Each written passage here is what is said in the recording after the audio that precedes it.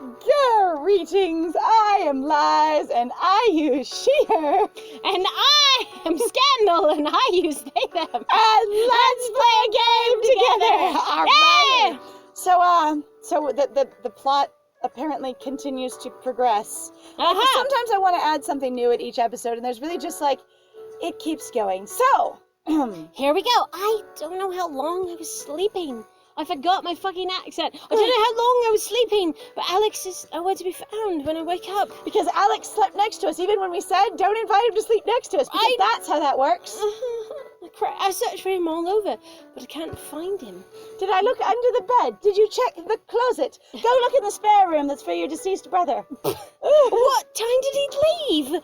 Why did he leave without saying goodbye? I tried to call him, but his number is inactive. Wow, that's interesting. Also, Inactive. I'm also just like, maybe the reason your dad's such a mess is because, you know, back in the day when your mom died with your brother in the car and then you died afterwards, he's just super traumatized from all the loss. So sometimes he's just like, I am disconnected and burying myself in my art because my whole family's dead and the ghost of my daughter is hunting me aggressively and I'm trying to support her, but it's real painful and uncomfortable. Because she has no idea what is going on or what happened or anything. She just exists in my space, and it's really I'm torturous sometimes. Not very well able to handle the parade of not real boys that she keeps bringing in, all these weird monsters that she's now attracting, who are sort of scooting into her life, and I'm trying to be normal about it, but I'm also, I don't know how to dad for this. I'm out of my depth. Back to painting, bye! Was it like his number is inactive? That's a little wild. Bonkers. I suddenly feel nervous. He died sleeping in your bed. Did I make a stupid mistake by spending the night with Alex? Don't sleep in a ghost's bed. You'll die. You will die. You will. I sit down anxiously and check my phone and blog. Joey left a bunch of messages, but I don't feel like dealing with him just yet. Did Alex pull a prank on me again? Suddenly my phone chimes, but it isn't Joey. Alex just sent me a picture. Oh God, is it of you sleeping? The caption says, "Great night together, Burn." Oh God. Oh, that's not terrifying. I'm too nervous to open the picture. God, yeah, actually? Oh my God, that's such an invasion of privacy. What kind of picture did Alex send me? Send just now? Is he trying to humiliate? Oh my God, would he humiliate me again? Oh God, you're so afraid. Oh shit. Oh my God, and that's the end of the chapter. How should I react after he spent the night? And why does Joey keep trying to reach me? And why is Daddy still not back home? What will happen to me next? Find out next time in Freshman Fantasies! Fantasies! That is honestly one of the most terrifying, directly, to your face terrifying. Mm-hmm. I appreciate that, what Jonathan did was horrible, and then what Alex did hacking your blog and basically, submitting a bunch of pictures. One of the running themes of this has been that photos will always be used to control you. And every time she has basically been in a space and tried something new, there's been a level of, I will now take advantage of you, but through pictures. Yeah. And yeah, she has absolutely every right to be terrified there. Yeah, no kidding. No kid. Alrighty. Well, here we are in the new chapter of horrors. I can't recall how long I slept for last night. I mean, it sounds like you almost didn't sleep at all until you basically passed out in the super early morning. Oh, long enough that I woke up feeling better.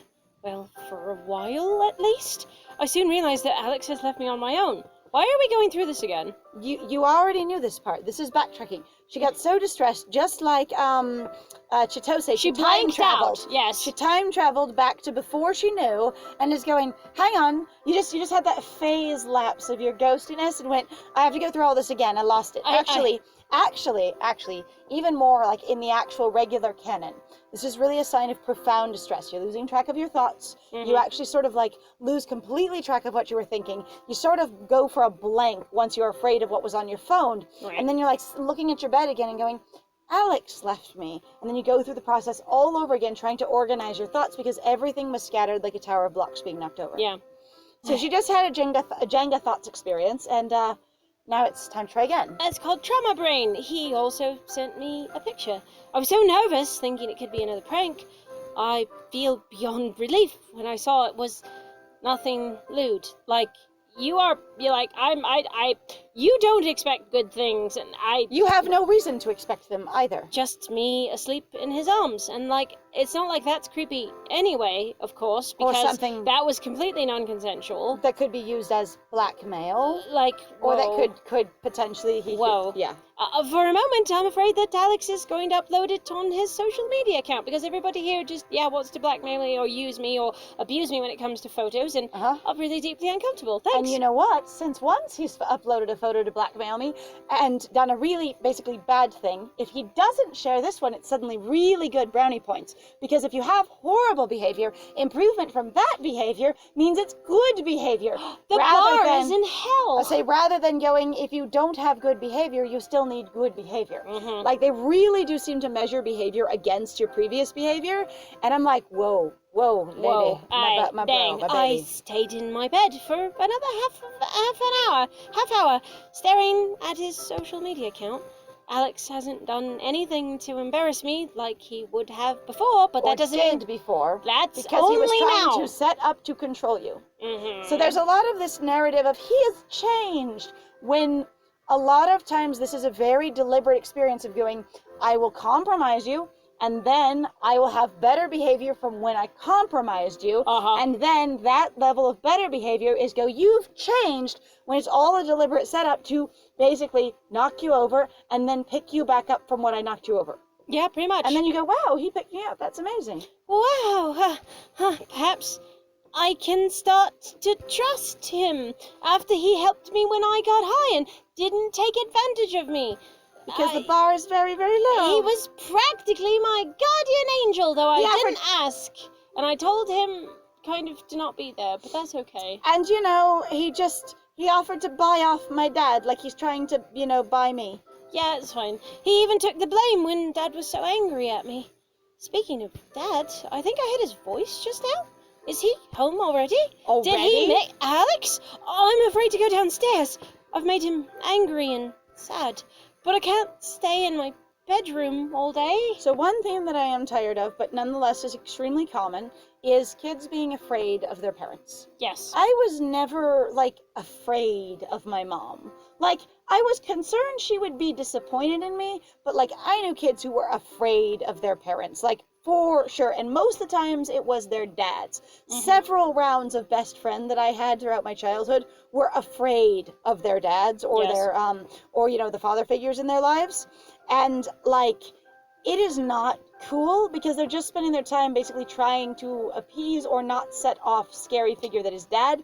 And that does not, in any way that I'm aware of, able to denote a healthy or good relationship. Yes. Because I've heard some people defend it and go, well, of course you're going to be scared of them because you've made them mad. Their anger shouldn't be scary if you have healthy exchanges with each other. Yes. It should be predictable. Also, that's, as far as I understand, that's completely a false setup anyway, of going well, you shouldn't be afraid if you didn't do anything bad. That's mean, because people can make up or invent reasons, and people can become perfectly paranoid. Even if you did something bad, you shouldn't have to be afraid of your legal guardian and protector. No shit. Because that's what a parent is in America and most countries.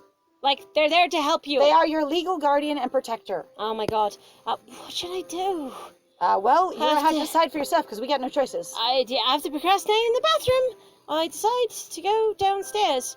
Will Daddy still be angry at me? I've never seen him so angry. I say out loud. Aye. He looks super angry. Look at that face. Deeply angry. Furious. Bern? Is that you, Pumpkin? I gulp. Nervously? At least he still called me Pumpkin. Oh god, that's really someone going, I'm desperately looking for any sign to find out if you're mad at me or not. Here is the indicator of whether or not I can expect the scary. So in a lot of abusive relationships, and that we've been reading recently this book called The Verbally Abusive Relationship, sort of also, it's really relevant to this game. It's kind of amazing. Mm-hmm. I was going to say, but it's also helpful for experiences we both had in our lives in reference to our families, my dad for sure, stuff like that.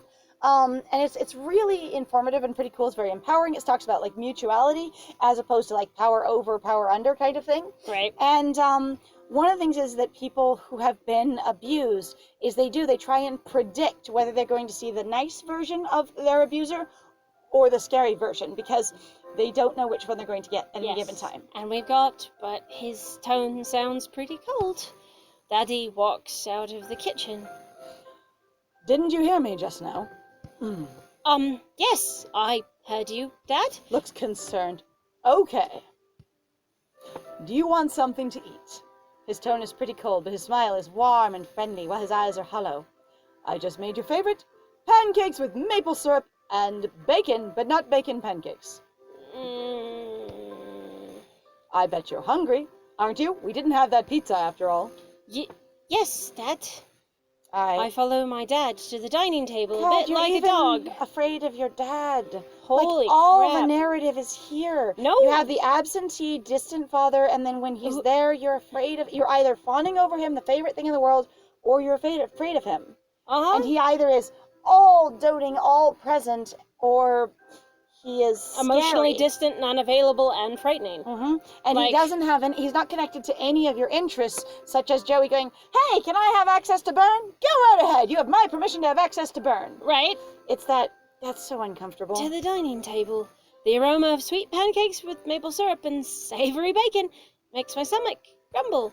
Should I just eat as if nothing happened? What if Daddy thinks I don't feel guilty at all? Oh God, I really feel bad. What shall I do? Come on, let's eat. Daddy cuts my pancakes Oh, and Lord. feeds me the first bite. We've gone into regression, basically, of I'm going to go into super caretaking of, like, you're my little girl.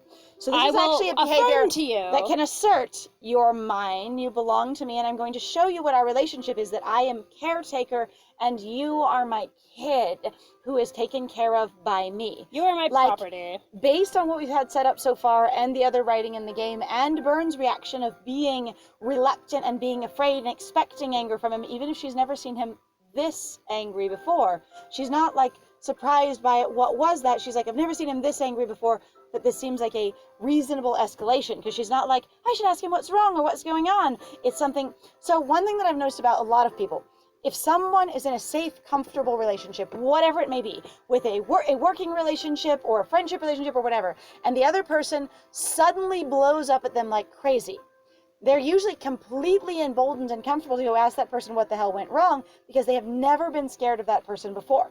So they have no reason, even with a massive outburst, to be scared now, just confused. Because there wasn't a foundation of fear. For someone to go, oh God, I'm so afraid of them now, there was already fear there. Yeah, there's something going on. And feeds me the first bite. This is delicious. Daddy smiles to hear that, but I can see a sadness in his eyes. He's disappointed in you, and he's trying to make you take accountability. Oh my God, this is so toxic. Oh my God, I think I want to die. I feel like she would just apologize. I feel like he's laying on a guilt trip of going, I'm so nice, I'm so here, I'm so supported, I accept you no matter what, and I'm just disappointed that you let me down. But you as a person didn't disappoint me, it's just your behavior that hurts so bad.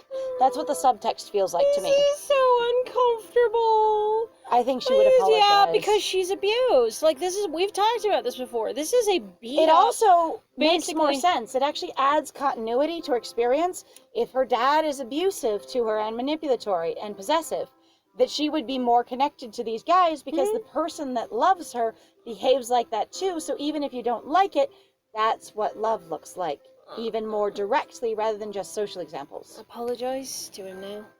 Daddy takes a sip of his morning coffee. Dad, Yes, Pumpkin? this is killing me.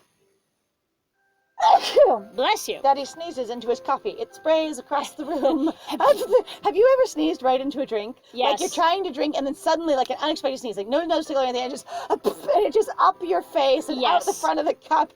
I've only done it like 2 or 3 times in my life, but it's so bad. It suck. It's so hilarious though.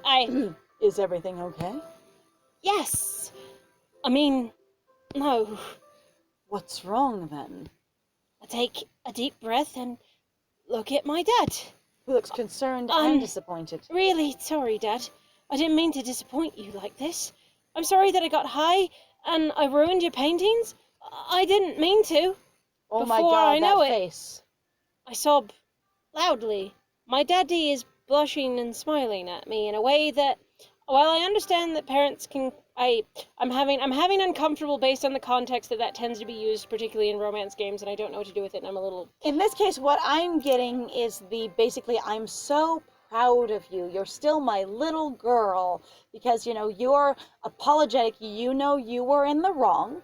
You know what you did was bad. And so it puts him in the right and makes him very happy. For I know it, I sob loudly. And also, if you're sobbing loudly, it puts him in the caretaker position of going, our positions are still correct. You've affirmed it. Good job. I'm in charge, and you are, basically, you are submissive to me. Aw, Daddy gets up from his seat to hug me. It's fine, Pumpkin. I know you're sorry. And I've forgiven you already. Oh boy. He takes no responsibility or party or anything of this. It's you, the child, are completely at fault. It is appropriate for you to be apologizing to me because I want to police your behavior. Now, apologizing for his painting's one thing, but she really can do what she wants with her life. She doesn't have to apologize to him for getting high. Like, that might sound weird, but she really shouldn't have to. No. He doesn't own her body. I've forgiven you already. Daddy sighs loudly. It's just, we're a little short on money at the moment. Well, what do you mean? Don't worry, Pumpkin. I'll handle everything. You know I will take care of you. It's nothing major, and nothing I'm going to share with you because we're not equal partners in this at all. You are my child. And I do strange behaviors with you, it's fine. But you know that there are people who were going to buy the paintings, right? Because all artists only paint paintings that are for actual clients.